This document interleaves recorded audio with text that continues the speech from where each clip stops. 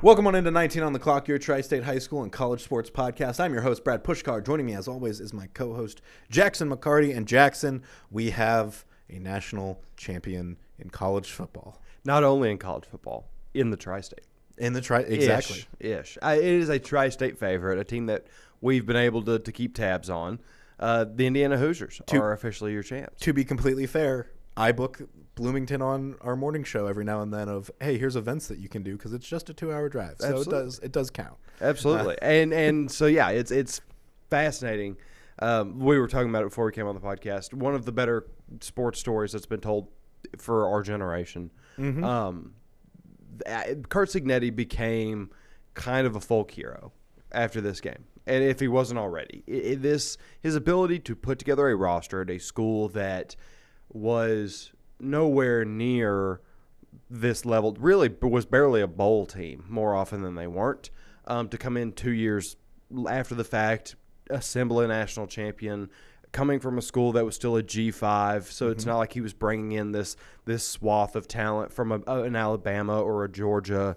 Some James Madison kids, and a few other transfers managed to piece it all together and create a Heisman winner, create a national champion, and really feel like a team that was never in question throughout almost the duration of the playoffs. I think it speaks volumes to understanding that the coach that Kurt Cignetti was, and bringing him in to that program. It also speaks to like knowing the appeal to your alumni. The money that Mark Cuban has given to that program in the past couple of years, it's like, oh yeah, that's obviously a huge benefit for IU athletics as well. And the outpouring of support that I see from IU fans who I think never thought that they would ever be in a position. There's always the joke in Indiana, and I'll make it, of the reversible jacket, which is that in the fall, all the fans wear their Notre Dame jackets, and then they turn them inside out for IU basketball. Yeah. It's the fun joke. And I'm not gonna. While there are definitely people that I grew up with who had that exact kind of thing. Yep. I'm not saying that every IU fan is like that. Obviously, the graduates and stuff like that are committed to that program, to that school. And like I kept seeing videos of like Straight No Chaser down in Miami singing, and I was like, oh, that's right. Like that's such a cool little like we're bringing everybody in here together and remembering how much you love your school. It's what I love the most about college sports is bringing that alumni fan bases together and wanting to celebrate your team and your university like that. Absolutely. And yeah, he has created this atmosphere that now they no longer think they're going away. He's very potentially created, I don't want to say a new powerhouse yet, but he's created a team that it now has like top 10 expectations year over year. Yes, I was going to say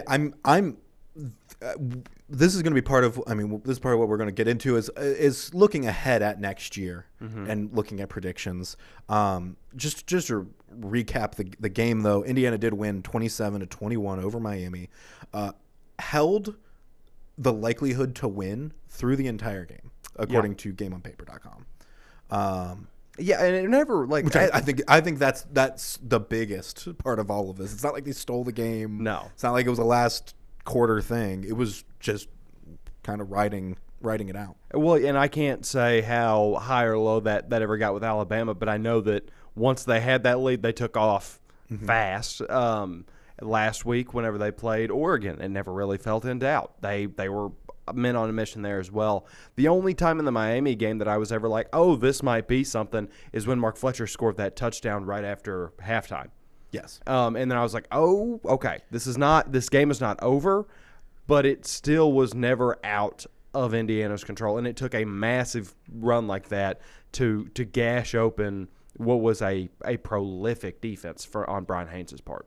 So I'm going to just click back and look. There was a second literal second where not a literal second, but like one play where Oregon was had the higher win probability. Okay. And it was in the first quarter, and it was like play number 20. By halftime, IU had a 99.5% chance going up to 99.8 and only dropping to 97.7 through the entire second half. Bless. And I'm going to just pull up the Alabama one as well because I'm going to guess that it was pretty high as well, the entirety of it. Yeah, the middle of the third quarter is when it basically hit 100%. Going into halftime, they were right at about 95. Okay. So, this IU team has been dominant. And it's what, like you were just saying, that they don't see themselves going away. I don't think they will. Mm-hmm. I am curious to see now because this really puts IU in that. I don't want to say. I don't mean this literally. Mm-hmm. They replaced Penn State though. Okay. Yeah. A little. You know what I mean? Yeah. But the problem is he's already accomplished more than Penn State exactly. Could.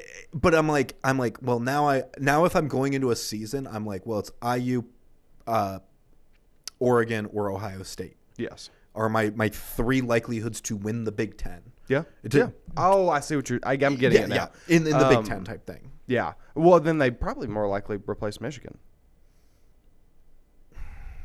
Yeah.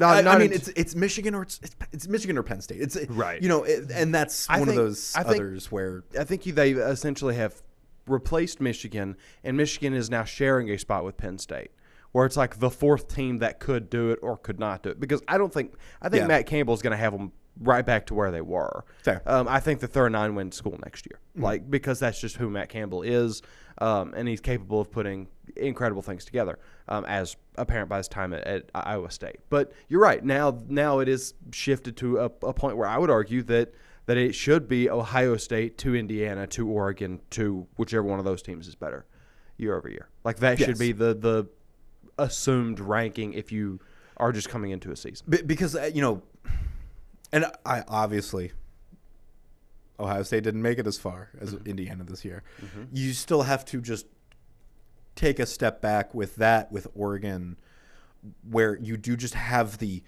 program and systems in place.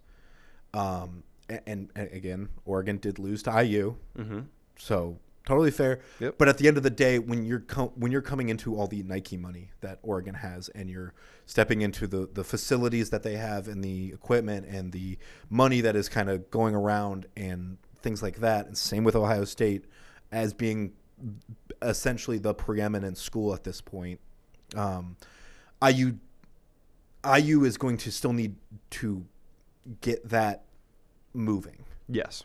You know what I mean? Yes. And if this wasn't the reason to be like, we're going to get you a brand new athletic facility, we're going to upgrade every practice facility that you guys have, brand new weights, all that stuff, I'm like, okay, well, when's that going to happen? But really.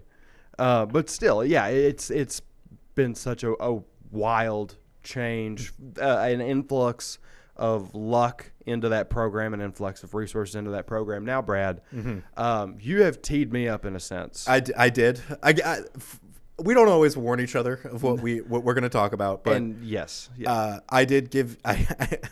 As we came into today, we were kind of like, well, what are we going to talk about? And I said, when you look at IU, when you look at Curt Cignetti coming in, turning a team, the arguably worst team in college football history, just in terms of winning records and things like that, into a national champion, a school that has always been basketball focused over football. What aside from that pandemic year where everything was kind of weird with Tom Allen, what could be the next school to do something like IU has done? Okay. And there's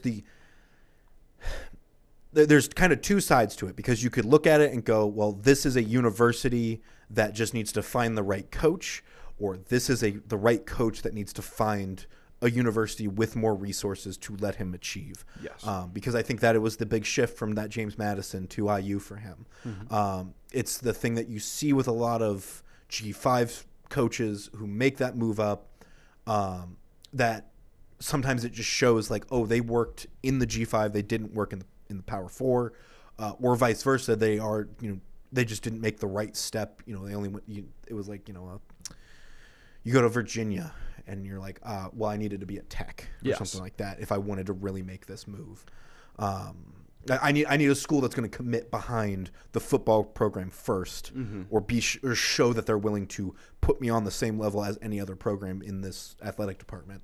And I think that's what IU did. Do you? I know you've been thinking about this. Do you Yes. want to lead off, or do you want me to? Throw a name. Well, so I have 3 different answers. I have a coach that I think could eventually create similar results. I have a coach that's going into year 2 at his program that I think has set his program up to potentially launch pad into a new stratosphere for what that school has been. And then I have a hire that was made this year that I believe is best fit for what we're hoping to see. Okay. So I will do I'm going to talk about the coach that I think has set themselves up for year 2 in his program. Okay. Jake Dickert at Wake Forest. Yes. So my immediate thought when I started into this rabbit hole that you've now set me into was I was a little concerned about using Wake Forest because I was like, well, I have semi-fond memories of Dave Clawson with his time at the program, but they were 4-8 both 2023 and 2024. They've been in the CFP final rankings once ever. Obviously, it's been a short go of things. They were 17th in 2021. Their AP post ranking, they have 3 of them since 92. And you have to go all the way back to 1948 since their last AP post ranking. So they are not a historically fantastic program.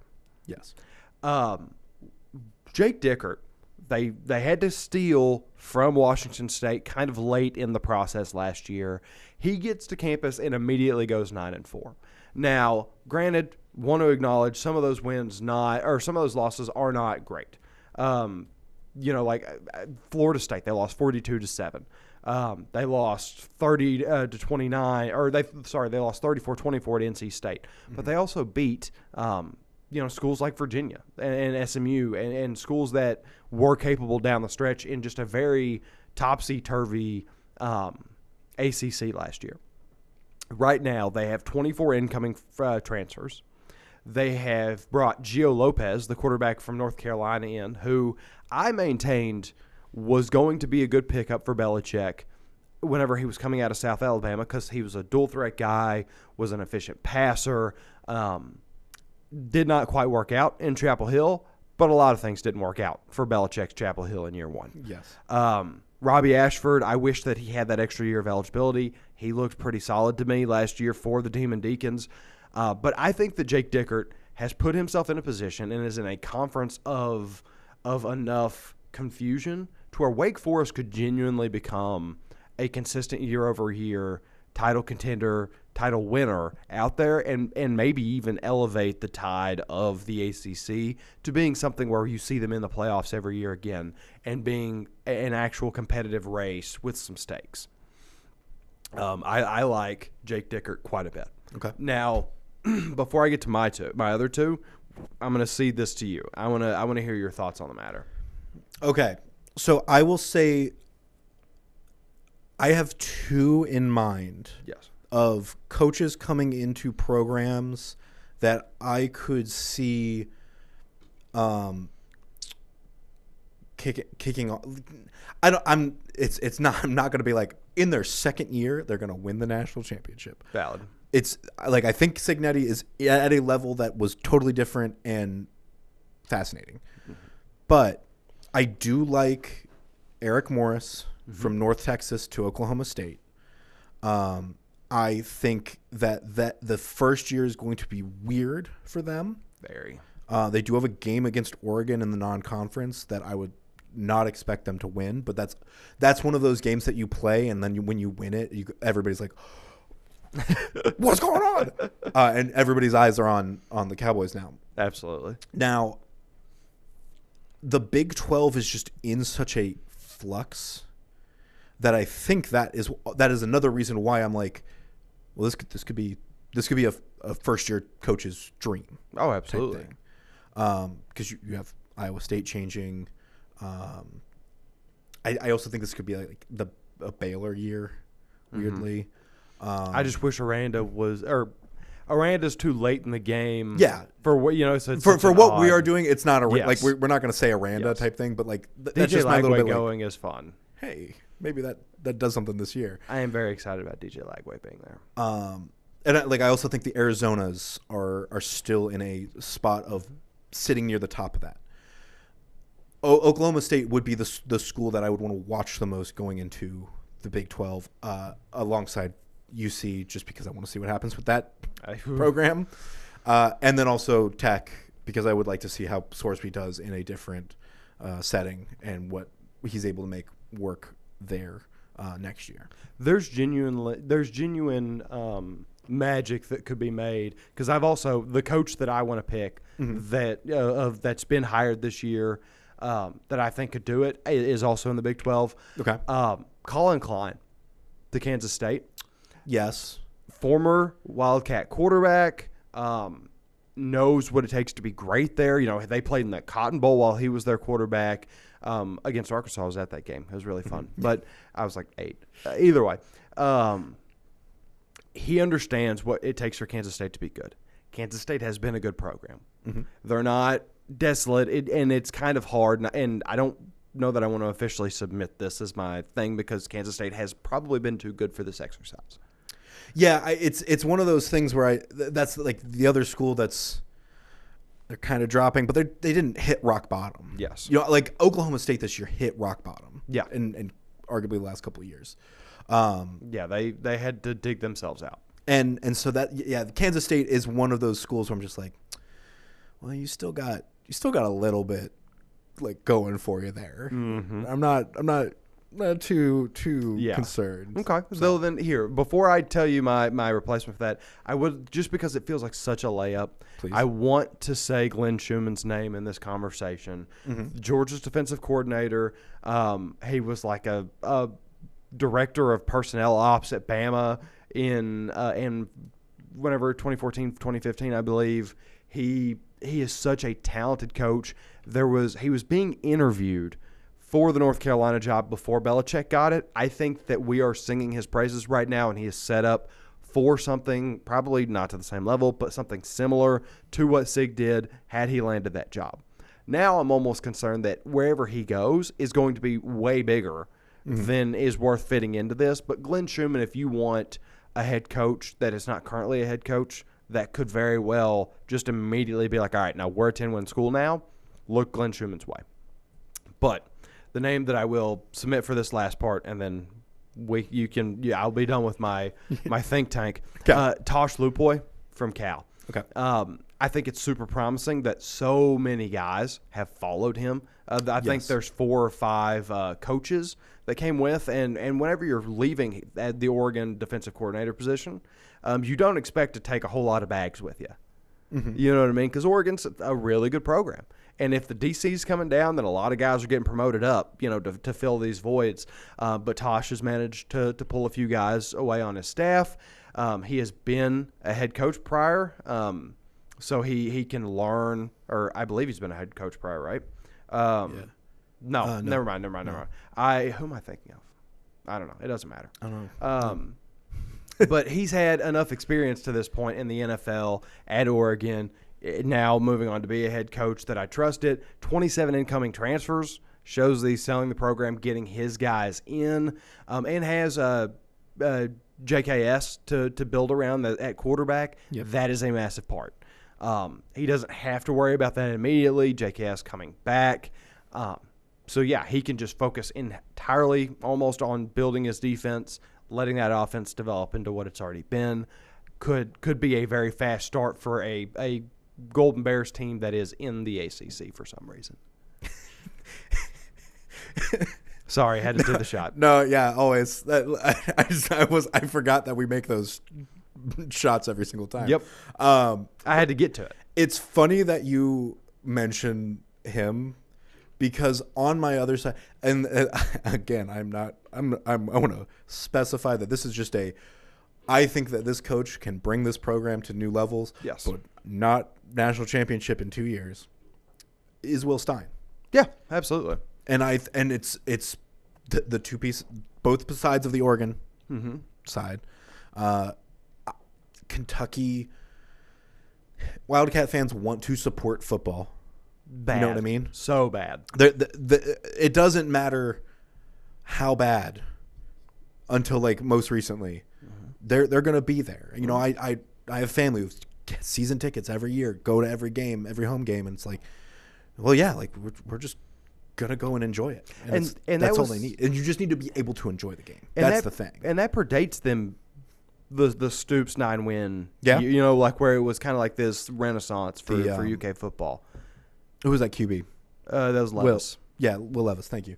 I was like Will Cutter, and I'm like, that's not right. The Will Levis time where it's like, yeah, and you had great names throughout history, and it's kind of the same. That is another one where it's kind of the same as IU, where like Antoine Randall. You know, it's like you've got guys that have come through these programs, and now, obviously, I think in the modern era, Randall probably would have transferred from IU at some point. Absolutely would have. But you know, you have these players that fans are going to stick behind and want to support, and I think that's all that really matters. So. Absolutely. Do you want to make a because do you want to guess, or do we want to make the prediction right now of who of our normal tri-state teams is going to have the biggest improvement or just be the best locally next year? Because I think the layup in improvement is Kentucky. Yeah. I think that the best. Okay, so of that list is that Ohio State, Louisville, Kentucky, UC. Do we give Notre Dame that? Do we give Indiana that? Notre Dame and Indiana. Well, then the big three for me is going to be Ohio State, Indiana, Louisville, Miami. In that order. And just in terms of best, I do think Miami. I think that with all the weird circumstances they had this year, they still persevered. So I think next year things normal out and they get back to like 10-win status. Yes, I see Miami winning more non-conference games next year. Yes, is where I'm sitting, and which is an improvement. Absolutely, because that was a tough look for them. But yeah, I think I think the drop off is gonna be UC. Even at 7-5 or 7, what did they win their bowl game? No, 7-6. Okay, then yeah, I just without Sorsby, if you already fell apart while having him, I would not be surprised. Not looking at next year's schedule, I would not be surprised if they are a sub 6 win. Team. No, I'm with that. And I hope I'm proven wrong next year. Yes, but that's just where things are sitting right now, and we will stop talking about football now until the fall, or at least the late summer. You can never fully stop me. You can only hope to contain me. I'll stop setting you up with them with 20-minute like what we usually do. Yes, it's valid. Okay, I get that. But yeah, and speaking of UC and fall sports, one of the things that I've done this year was get a little bit more of our volleyball coverage rounded out, going to UK, talking with all of the schools kind of in the area that played in the tournament. But one of the biggest things was the UC volleyball program, the brand new coach for first year, coming from Bowling Green State University. So I was able to go ahead and sit down and talk with head coach Danijella Tomic and get a little catch up on where things stand at the end of the first year with the Bearcats, how things are looking as they have gotten through the transfer portal and are looking ahead to next year. So let's go ahead and listen to that. Joining me now is UC Volleyball head coach Danijella Tomic. Thank you so much for taking the time to talk with me today. Thank you, Brad. Thank you for asking me to talk to you. Of course. So this was your first year with the Bearcats. Came here from Bowling Green State University. Looking just at that first year, even before the year started, what made you want to come here to UC and lead this program? Well, there are several things, but I'm going to focus on a couple, and this is what I said during the interviewing process when I was asked, why UC potential. That's what I see. Just so much that we can do with this program, and It was very attractive for me because being in one of the best leagues in the nation, and actually the Big 12 set the NCAA record. We had, for the first time of any conference, 10 teams in the NCAA tournament. I wanted to be a part of that elite league and build a championship program at this level, the highest level of college athletics right now. And Cincinnati has all the pieces that I believe that we need, from great facilities, great education, a great city, and then you add to that the Big 12. I couldn't find any reason why not. Yeah, I think that's one of the things that I think you see more and more, even now with the way that conferences have shaped out to be a Power 4 rather than a Power 5. The Big 12 did add some powerhouses, and you saw how many ranked opponents that you had to play last year. It's not just the Nebraskas in the Big 10 or the Pitts and UKs in the SEC and ACC. I would say arguably probably the biggest win last year was that win over Colorado. You guys had at home on senior night. To get to that point, to get that upset, I believe it was 3-0. It was, yes. The senior night. The perfect note for a perfect night. What did that kind of win tell you about your team coming out of that year? Well, you're right. It was the biggest win just because they were ranked. I forgot now at what 21 rank, 21st, in the top 25. I told the team when we started playing, we had a good non-conference season, and just seeing how the team was progressing, we were playing better and better, and I thought that we would have at least one win over the ranked team. I wish that I said, hey, we're gonna have a few wins because they proved me right. But it just showed that we have what it takes. We played outstanding that night. It was not even a question who the better team was. It was another big thing was it was the senior night, and to see our seniors leave with that type of event was just very special. You always want to recognize seniors in a special way, and what a better way than to beat a ranked team. But to go back to your question, what showed it to us, to our players, like we as a coaches, we had to believe that we had enough talent, that we were, again, had enough skills, and we were a good enough team to do that, because we were getting so close. We were in every match. There was no one match that we were not in it. We were just, we were learning how to win.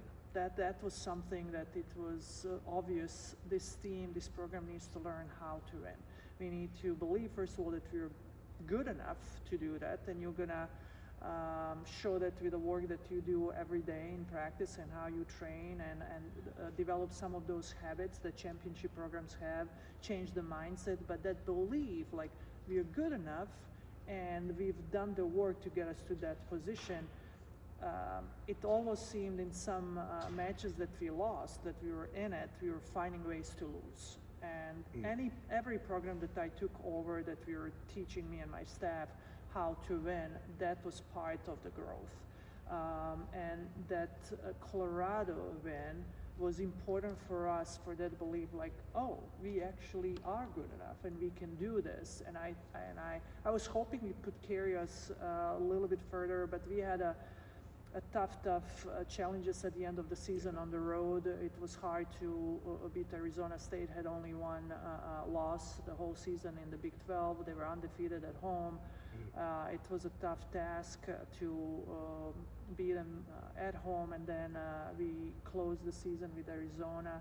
If we had just one more win, now those regrets, like if we could have won one more win, we would be playing in the NCAA tournament, but we didn't. But what I think it did for all of our players who are coming back this year, it showed that the work that we put in the gym pays off. And if we continue, that we will be getting more the outcome that we want. We just need to stick to it and keep working hard.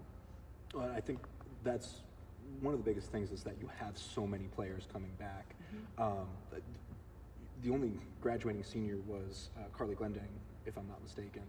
Well, Paige Pickering also. Okay. Yes, she was playing. She was helping us in her role second half of the season. So Paige was another senior, and then we had a Caroline, our setter also, who did a nice job and helped us again every day in the gym. And Mackenzie Johnson was a transfer who played for us last year in a defensive specialist role. So 4 of them. I looked at the roster wrong as well. Yeah, that's okay. That must have happened there. But again, as you say, that it's 4 graduating seniors, 2 transfers who are going to other programs that had some significant playing time. The pieces that you still have, what is the part of the lineup, I guess, that you go, okay, well, this is the thing that's going to need someone to step up into that role heading into next year? First of all, we are very fortunate and happy that Sydney Nolan is coming back. She is going into her senior year. We'll have another spring with her. She had a breakthrough season, so having Sydney back, she was first team all Big 12, first one in the history of Cincinnati. We are excited for her. There's always, every year, it excites me actually to see what a new group of players is going to do and how we create a group of individuals, how we make them operate as a team. Definitely Carly Glendenning, just the role that she played for us from a leadership standpoint, and then as a outside hitter, she had a fantastic year last year. That's going to be a position that we need to find the right person, and I believe we will. We are excited about our players who came in.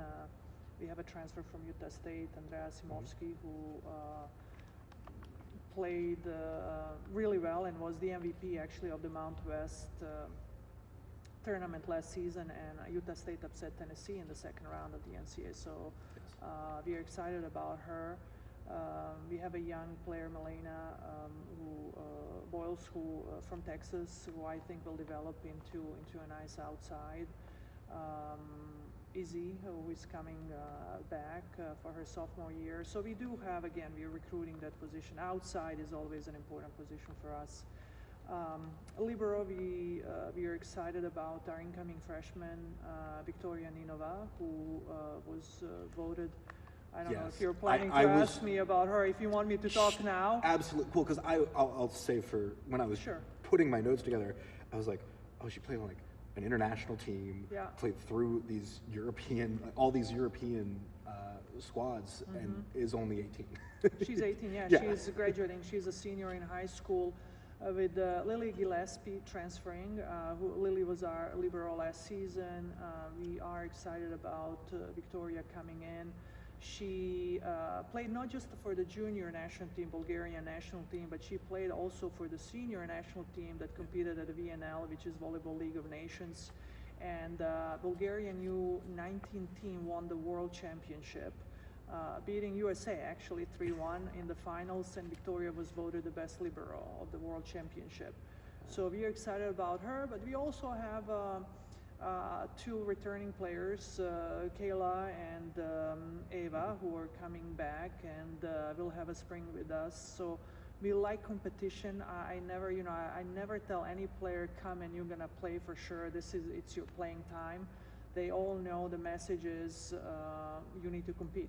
So, but we are excited about Victoria because of that international experience and the stages that she played on the world stage, pretty much. So she is coming, and who else? We have a right side, Kayla Edgington, who is joining us this summer, and we have one more player who we haven't announced officially yet, and I'm excited in a few weeks, couple of weeks, to talk about her, but we haven't gotten the from compliance approval to announce her signing yet. I was going to say the transfer or incoming. It's going to be incoming freshman. Yes.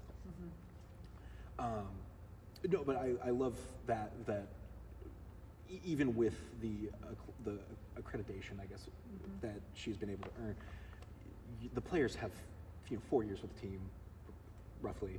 You have 4 years to earn your spot, to earn the time on the court, things like that. Well, you would hope. It's harder for us coaches to have I know that. it's changed a little bit now. Delayed gratification. There is, some of my favorite success stories from my past teams are actually the girls who committed to growth, who came and were not ready to play. I mean, that's the reality. We're not ready to play in college.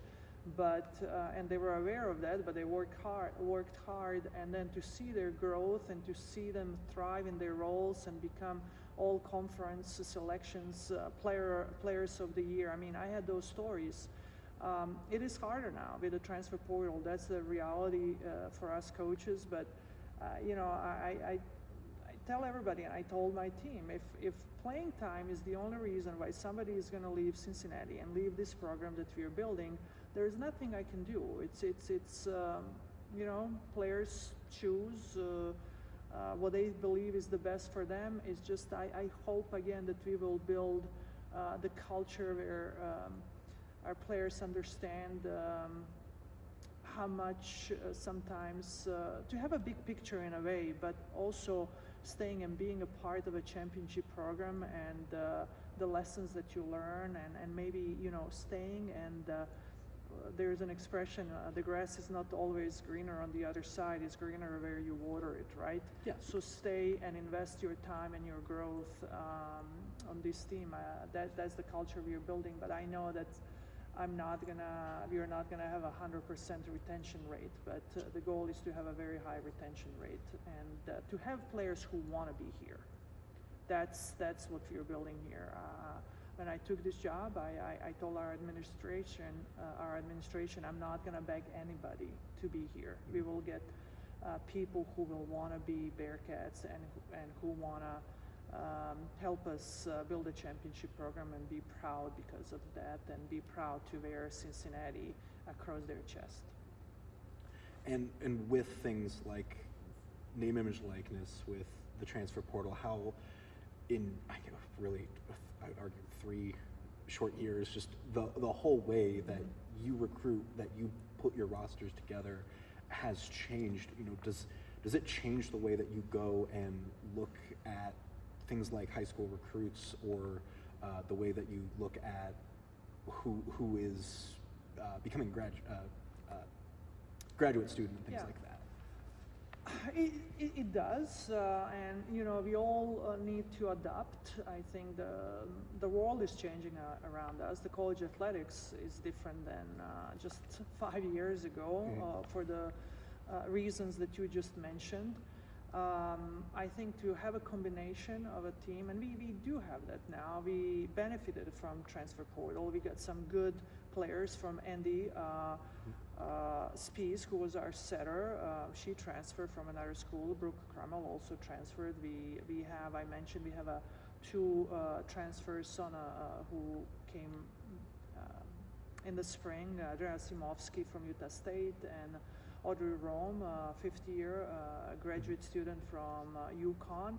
They bring that maturity and experience. I think a combination of young players that we can develop. We are still in a position, I'm not sure we can compete with the nil money in the Big 12. So we are in a way forced to have players who we will develop with some that we can again attract and bring them here from a transfer portal. That's what I see as a model for us. I don't know. I personally wouldn't enjoy, I think, coaching a new roster every year. I love we're building again the program, and the favorite part for me, what I love, is developing those relationships with my players over 4-year or 5-year period, and seeing that growth, and for our fans to see. I think what we are getting lost, and I hear this from a lot of our fans. I actually just talked on Sunday during the basketball game with a couple of our fans, and not seeing a freshman develop through the senior year. Yeah. I think that they're missing that piece, but our fans also want winners. They want us to win. So how do we do both? I think it's gonna take some skill and art from us coaches, and we'll see also how this world of college athletics, what's gonna happen and what the future holds. What my staff and I, what we're gonna do is do our best. Again, all the players who we recruit from the portal and from high schools, from overseas, from every corner of this country and the world, we want them to want to be here and to understand how special this place is, and believe that we can make some great things here, and that we can be a championship program in the Big 12 and then compete to go far in the NCAA tournament. That's why I came. That's why I said, dream big, believe big, become big. I believe we can do that. And a piece of it has to also be just the challenges or the other teams that are just around, not only in Cincinnati, but just within 2 hours, 3 hours. You have Big Ten programs like IU and Purdue. You have strong MAC programs, Miami, Ohio, Bowling Green, Toledo, all still within the state. Xavier in the city, Sure.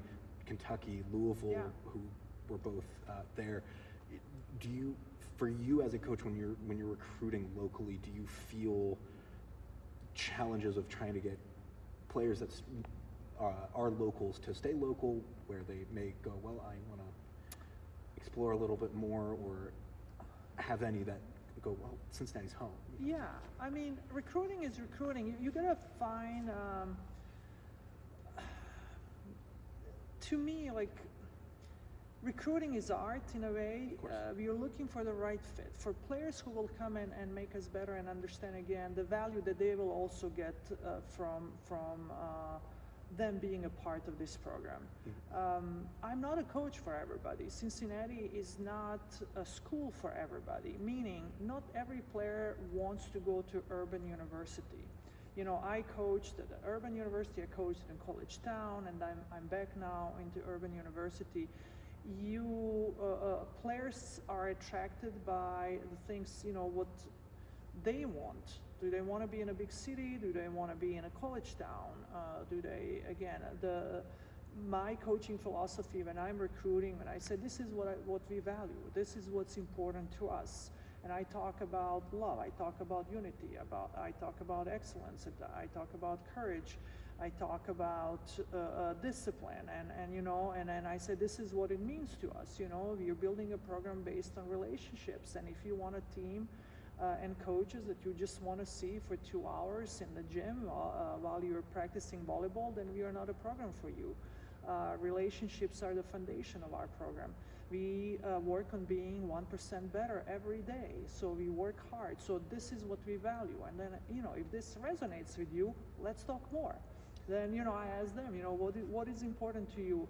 It needs to feel that it's a win-win situation for them and for us.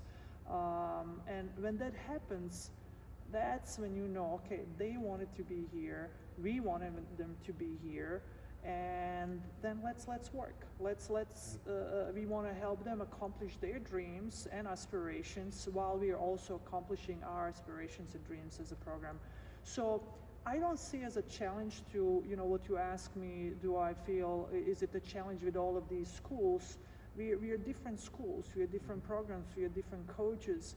I believe there are plenty of volleyball players. I have a abundance view on life in general. The world is big enough. There are plenty of volleyball players that we can find 18 that will be a great fit for Cincinnati volleyball.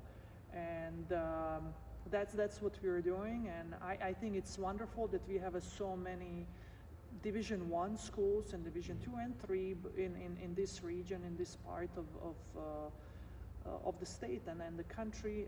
Our goal is we would like to keep the best talent here. I think every coach will tell you at any school they want to keep the best talent in the state and in their school.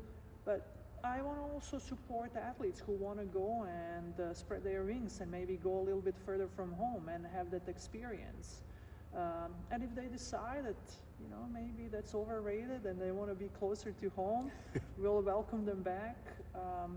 But I want to make Cincinnati as a choice that the best talent, not just in Ohio, but in the nation, that they start looking at Cincinnati because of the success that we're going to have on the court, because of, again, a great education that the University of Cincinnati provides to our students. A fantastic city. I mean, people, you know, still ask me, how do you like Cincinnati? And I'm like, I don't like it, I love it. It's so easy to fall in love with this city, right? So we have so much to offer, and I think we need to tell the story. We need to tell the story, and once we get the families and recruits here on this campus that is beautiful, it's stunning. It's a little bit chilly this week for people who are not from Ohio, but I feel confident that we can get, and we have shown that we can get some high-level talent to come and join our program. Okay. And I wanted to kind of take a little right turn away from that. Sure. With the players that come through your programs, especially in the last few years where the pro volleyball scene has grown to a spot where at one point I didn't think we would have one league, let alone two, that are competing, and I know that there are Bearcats playing in both of them right now. Does that goal, you know, there was always the European leagues, and I knew plenty of players who went to Italy, who went to Spain, to Turkey to play after they graduated that I covered years ago. Now having that option of staying home, do you feel like do you see more players with that goal coming, you know, through your programs? Sure. Yeah. Thank you for mentioning that. I mean, where our sport is, it's unbelievable. This is like the renaissance of volleyball and the growth of volleyball in this country has been huge. We have the highest participation volleyball at a high school level. More girls play volleyball at a high school level than any other sport. For the last 15 years, the numbers have been going up significantly. And now you add pro leagues. You mentioned two, there's a third one, Athletes Unlimited, a little bit different model. Jordan Thompson actually played for AU before starting her season with Love. I think it's phenomenal, and I think the boom of volleyball is gonna be even bigger, because now young girls, just think about somebody who is maybe thinking about playing volleyball, and now they see volleyball on every channel, on Fox, on ESPN, and they see these role models, and they see these strong women, girls playing volleyball, and they have a college degrees, and it's a phenomenal game. It's exciting, and they say, you know, I want to be the next Jordan Thompson. I want to be the next Abby Walker, and hopefully we'll have more future Bearcats in the pro leagues, and to have that opportunity to our young women who, once they finish college, and I tell all of my players the best years of volleyball are actually after college. They're finally, you know, they start to figure out volleyball, and it feels like they're graduating. But I know also club coaches tell us the same thing, like they're finally figuring things out, and they go to college. Europe, or, you know, there's Asia also market. There's Puerto Rico. I know Puerto Rico is USA, but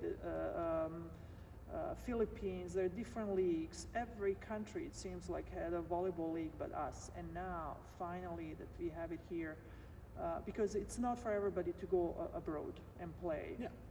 And it was sad to see some great players maybe choosing to stop playing the sport that they love, and they could make even living for a while, and to do it now in the front of their families, in the front of their fans in this country, and continue, help us continue grow the game. I think it's fantastic, and I think it's the future of women's sports. I truly believe that women's volleyball, and the numbers are showing, by the way. We just had our, if I can detour a little bit, the CEO of our Coaches Association, we had the Big 12 meetings last week, and he gave some numbers. I didn't know. The last, I believe he said, 2 championships, volleyball championships, had the same or even higher numbers than WNBA finals from viewership. So I know ESPN and the TV is on notice. They're seeing the future, what volleyball gives, and I think with the TV exposure, the numbers are going to just grow up, and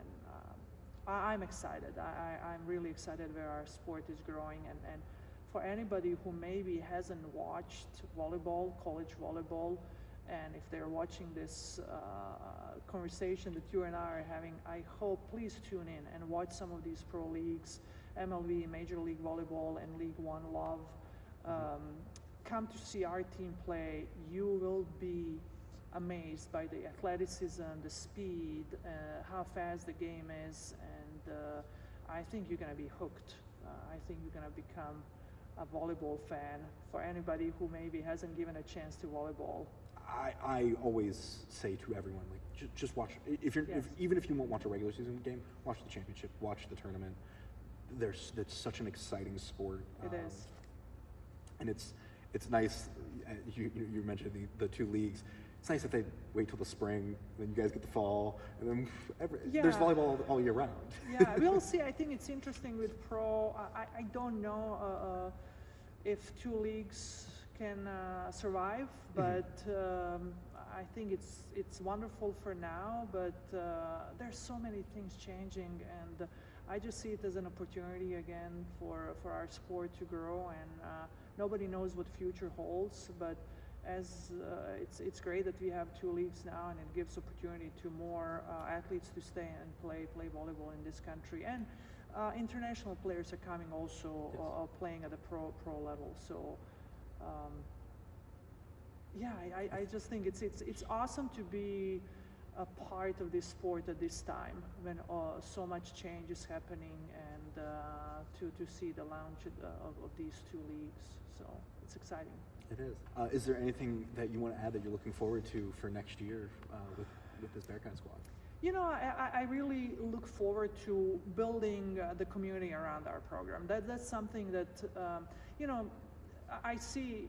I'm a coach. You don't build just a team. I'm not here in the gym. This is a practice gym. We actually had our first practice of this spring this morning, and I love to build program. And the program is built with support from the alumni, boosters, community, and that attendance, when I watched our basketball teams and football, and that atmosphere on the stadium and in the Fifth Third, that's another big part of me dreaming big, that we have Fifth Third packed for our volleyball matches.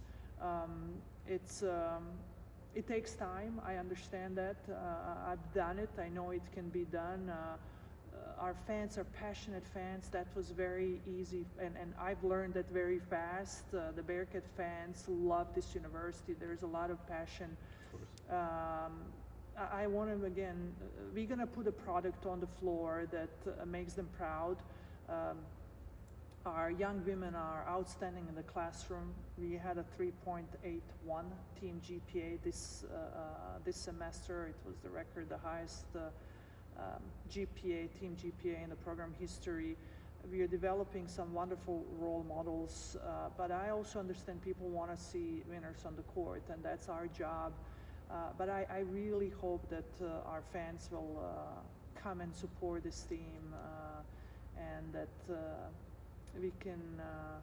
we will again make them proud. But it's so much more fun when our teams are playing in front of the packed stands, and when we go to other schools and you see it is a true home court advantage, and that's our goal, to build that here. I mean, other schools are coming that they're saying, it's going to be tough to play Cincinnati because their fans are, awesome. Can't hear yourself thinking you cannot hear yourself. You cannot hear yourself during timeouts. That's what we want to build in the Fifth Third.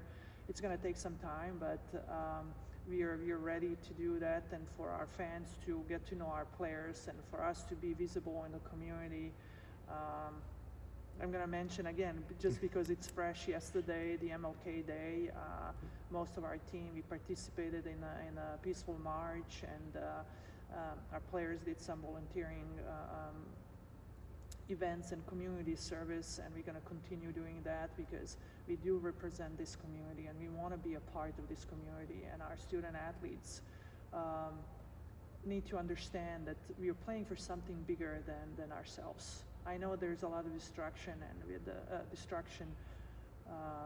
disruption, sorry, I'm looking for the right word, with the NIL and money and transfer portal and all that stuff, but if we focus on the right things, I believe that we're going to get in return so much more, and understanding that we are playing for bigger than just those things that are fleeting, I believe makes champions true champions.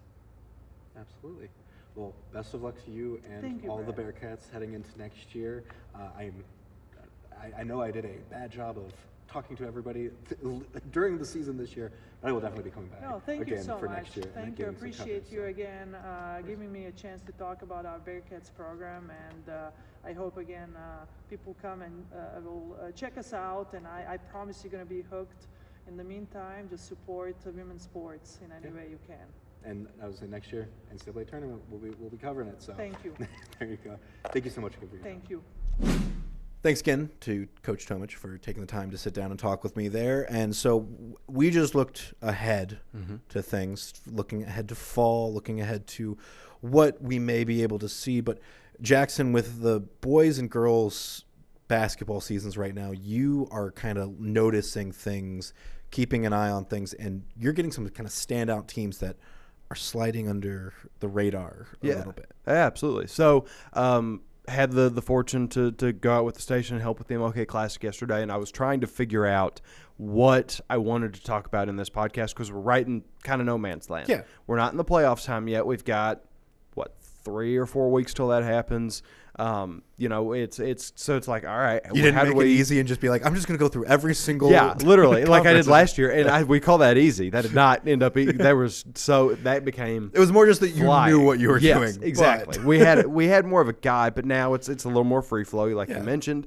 And so I was like, all right, let me look at how Max Preps does their rankings, and let me see kind of if I can figure out some kind of formation. And I was like, you know what, actually, I'm going to use Max Prep's overall rankings of Ohio and Kentucky's teams and make cases for who I think are the most overlooked or underrated teams on those lists in the Tri-State. Perfect. Fair enough? Absolutely. Okay, so I'm going to start with boys Ohio. I'm going to do boys Ohio, boys Kentucky, and then girls Ohio, girls Kentucky. And I think it's fair to start where I'm at because I've seen and talked about a lot of GMC basketball this year. The Mason Comets, I think I've seen and heard from the least, and I understand why, but it's because it's their style of play is harder to generate buzz off their highlights, no matter how good they are. So they are considered the number 8 team in Ohio by Max Preps. 2 GMC teams are 1 and 2 in the state. Lakota West is number 1. Princeton is number 2. Hard to keep up with the buzz being generated from Josh Tyson, from the inevitable return of Cam Mercer, from whatever. Still though, Mason is 10 and 2. They have split their series against Princeton. It's like a 6-point differential in favor of the Vikings when you add both scores together, but it has been close, and it is 1-1 in that series. They have not played West yet, and if you want to get eyes on that, they play this Friday. Those highlights will be on the final quarter, so you got to worry about that. Here's what I was talking about, though, earlier. They are the only team in the GMC to allow fewer than 40 points per game, 39.9. It's close, but they are right under that line. They're the only one that starts with a 3. But the issue is that highlight generating style of play, right? It's still 4.5 steals, 1.5 blocks per game. They're not forcing crazy amounts of turnover. They're just going to make you shoot bad, and they're going to consistently do a little bit better. They're making your shot as hard as possible. They're not getting the hand on it. It's that like 2K version of where literally you're putting it up. You're not hitting triangle. You press your right stick up. You just hold it up. Yep. You just hold that right stick up, and it's working. Yeah. Even whenever they're causing these issues, And they're not like the most highfalutin offense that you've ever seen, but they do shoot 38% from three as a team. That's a number that I like a lot. And they have a guy who I believe can be that leading scorer, step into a big position, and hold ground, be that guy that you look on, and that's Bryson Johnson. 18.2 points per game, 2.9 rebounds, 2.7 assists. A little bit of everything. Scoring's the primary, but Mason is a team that's built to withstand a lot of damage.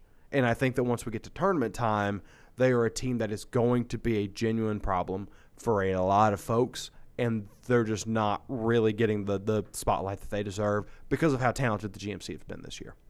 Okay. Yeah. So it's I'm trying to think of a,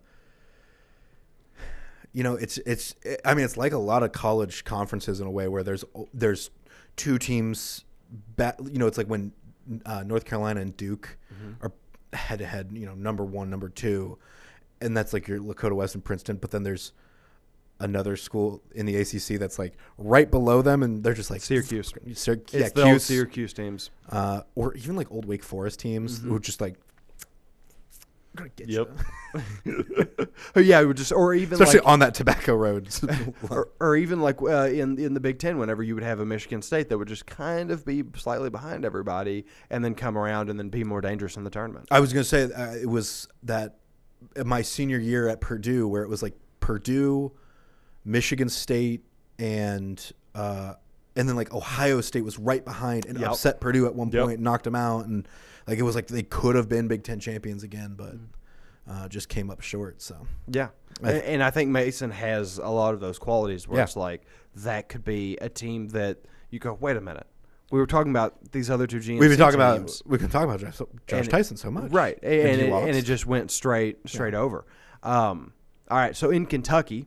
Yep. I want to take you to the Lloyd Juggernauts and what a odd season they've had, but why I do believe that doesn't entirely matter. Sure. So Max Preps has them as the 29th best team in Kentucky. Local teams above them include CovCath at 5, who I watched during the MLK Classic. Bump them up. They are fantastic. Highlands at 17, Holy Cross at 26. Okay. So the 4th best team in Kentucky. Apparently they are 10-4. I'm going to give you a quick rundown of their situation. Lost to Great Crossing by 3, Connor by 15, Ryle by 14, Ashland Blazer by 4. Okay. Here's where it becomes a little bit of a mental gymnastics thing. If everything is going right, Lloyd is just so hard to stop. They're really capable of good defense. 9 games where the opponent scored less than 60. And then they're capable of scoring in bunches 4 games above 70.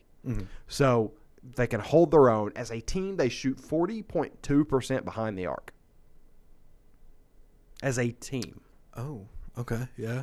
Very nice. They're a good shooting squad. They get 29.1 rebounds a night, which is on the higher end of what you could expect from a high school team. Absolutely. And they have the primary volume scoring guy, Anthony Blacar, 23.6 points per game, 7 rebounds, 2 more guys above 10 points per game, Isaiah Goldsby and Jason Cabea. So functional. It's not the Athens, McGillis, and Cash Harney 25 and 18 setup, but it's a well-rounded squad that shoots well, can play defense, and we know has good offense. So when you, at the end of the day, when you say this is an underrated team, do you think that Lloyd is deserves to be higher than Holy Cross in Max Preps ranking? I personally, if I was that's like a 3. Yeah, if I was taking head-to-head matchups, I think favor Lloyd against Highlands. Okay. And that's a 12-point jump. Yeah. Not to say that that's a guaranteed whatever, and I would understand if somebody was like, no, I think Highlands is going to win this, but I think on paper, Lloyd offers me more upside and something that I could see becoming a more consistent thing the more games they play. The problem for you is just, are they going to get that high-scoring game? Correct. Are they going to get that lockdown defense? Correct. The storm has to be perfect a lot of times, and that is a tough thing to bet on, but whenever you can see the potential is so high on both sides of the court, getting closer to that line could be the difference in 3 weeks' time when you get to that tournament where it's like, oh, wait, because of their growth, because of their ability to adapt and change and evolve throughout the year, they became this team that nobody really saw coming. Yeah. So the Juggernauts are my team that I'm going to be keeping a very close eye on as we continue forth in the basketball season. You sure you have enough eyes for all the teams you're keeping an eye on? No, I don't. I need so many eyes. I need all of the eyes, dude, including in girls Ohio basketball, because West Claremont is a team that I've talked about a few times. Yeah. On this podcast this year. They are the 13th team in Ohio, according to Max Preps. I think that one of the most talented duos in the region is roaming the court out there, and I believe that they have not gotten to the level that I truly believe that we're going to see them get to at the end of the year. Okay. Two teams above, or local teams above them include Mount Notre Dame, number 1, Seton at 9, Milford at 10, and then Winton is number 15. Okay. So it's a real close race. There's a lot of ECC just tied right up in there.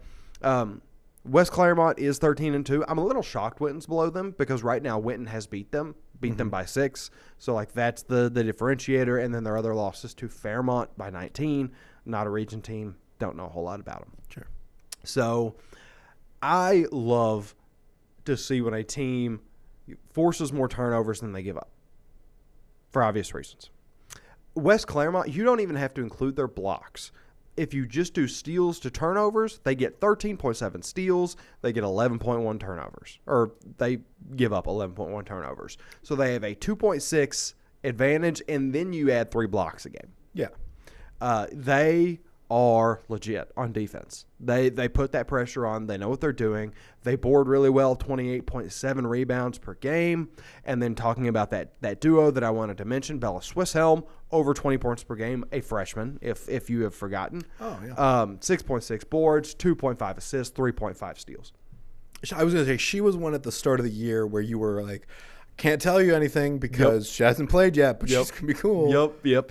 And Layla Hale on that list of players was an honorable mention that I was like, she is very talented. It's just a matter of how everything comes together for the Wolves. She has become the secondary scorer, but that doesn't mean that she's not still been super valuable. And I think there's been some games where it's been a struggle for her at this point. I think she's going to work through that too. So 12.2 points per game, for example. Sorry, before I get into that, I think she was like 1 for 10 against Winton. Like it was a tough go of things. Yeah. But she is going to persevere and I think just continue to evolve. 12.2 points per game, 3.5 boards, 1.9 assists, 1.7 steals. Don't count out the Wolves. I know that a lot of the eyes are going to MND. They're going to go to Seton. West Claremont has a real chance to be something there. And then finally, to round us out, I want to talk about the Ryle Raiders girls basketball team. They've got a volume shooter. They've got some close losses, and I think they're battle-tested and ready for tournament time. 21 in Kentucky. Local teams above them, Simon Kenton at 1, Cable County at 2, Cooper at 3, Holy Cross at 9, Notre Dame Academy at 16. Holding down the top 3 here locally. Yeah. Yeah, we've got some real basketball teams. We got great teams. Yes, we do. Absolutely. It's impressive for certain. Now, you're probably looking at the record and being like 10-7. Tough place to be right now. Yeah. Admittedly. But here's some quick numbers. I also go, wow, that's a lot of games played compared to everybody else. Yeah, I know. Well, because Kentucky's schedule is just so bizarre. But I want to point out, they have scored 1,019 points. Okay. That is first in Region 9. Second in the region is Cooper with 981. Okay. 6 of their 7 losses were by 10 or fewer. 4 of those 7 were within 6 or fewer. Okay. Mount Notre Dame is the only school that they've had a lopsided loss. The best team in Ohio, according to Max Preps, 71-44. Yes. So, if things just go wrong and it's a really good team in what we would probably consider a more talent-rich state, just year over year. For sure. That's, it is what it is. 20.3 boards per game. They've got a fantastic duo that I believe in. They have this high volume ability and unfortunately, we don't get as many stats with Kentucky, but we do know that Jalen Jones is a 20 points per game scorer, 38.9% behind the arc, 4.6 boards, and then Jaden McClain, her second, for all intents and purposes, 12.9 points per game, 7.6 boards. They have that figured out. It has just been a tough go of things. It's kind of like what we see in Kentucky football pretty much every year, where it's like Ryle or Cooper or whoever's going to be the team that elevates gets licked in the year. You know, they come into the playoffs with 2 or 3 losses because it's a gauntlet. Yeah, always is. And they say, you know what, this is what we learned. Like, not this past year from Cooper, but the year prior, just because I remember talking about it so much because of the expectations on Cam O'Hara, where they were 7-3 at the end of the year and then went all the way to the state title game because they learned what they needed to fix. I think that could be in store for this Ryle team, and I think that they have the pieces in place to make something happen here. I think so as well. It is just that it's that concerning thing of just needing to close out those games. Yes. And that's always the toughest challenge, takes the most work. But once they get that, I think they will be a force to be reckoned with. Absolutely. It's getting over that hump. Yes. Because, that's the hard part. You can play the first, how long are quarters? 10 minutes in 8. high school? 8? I think. You can play the first, 24 minutes. You can play the first 30 minutes. Is it 10? It's one of the two. It was 8 at you can play the first 30 to 38 minutes. But the last 2 are what matters. Yes. Yes. What a time. I'm now second guessing myself because I really do think it's 8. That would make sense to me because it goes up usually when you go by levels. Yeah. I haven't been to a high school basketball game in years, so. Well, and at this point in the basketball season, I walk in and usually the game's already happening. Yeah. So it's like I was like, I don't know, I've got this much left. I got a couple quarters. That's your high school quote unquote expert for you. Yeah. Yeah, I'm glad we have you. Yeah, huh? I can tell you about underrated teams, but I cannot tell you how much time they have to prove that they're undefeated. Or underrated, not undefeated. Well, Jackson, thank you for sharing your wonderful insight on all things that isn't time. Absolutely. That was a math question. You should have known better. You set me up for failure. I was really waiting for you to be like, "Hey, good job," when I was like 30 to 38. No, that was impressive. But I also feel like I was spiraling so bad that I gave you that extra time. Yeah. But all right, while I wallow in my shame, Brad, where can they find us? Well, you can find us anywhere that you get your podcasts. It's run under the FOX19 NOW sports feed on Spotify, on Apple Podcasts, on Amazon Podcasts, on any other podcasting app. And the beauty of that feed is that you get us on Thursdays and you get the Gold Standard on Fridays and any other shows like Offsides with Gabby Sorrentino on Mondays. When all of these are moving and grooving, you get a full feed and you get something to listen to every most days of the week. They are 8 minutes. Sorry. Okay, cool. I just wanted to check myself. Thank you. So 30 to last 2. You had it right. You can also find the video versions on our Fox19 Now YouTube page, on the Fox19 Now website, under podcasts, and 19 on the clock. That is all that we have for this week, though. Thank you so much for joining us, and we will see you next time. Have a good one.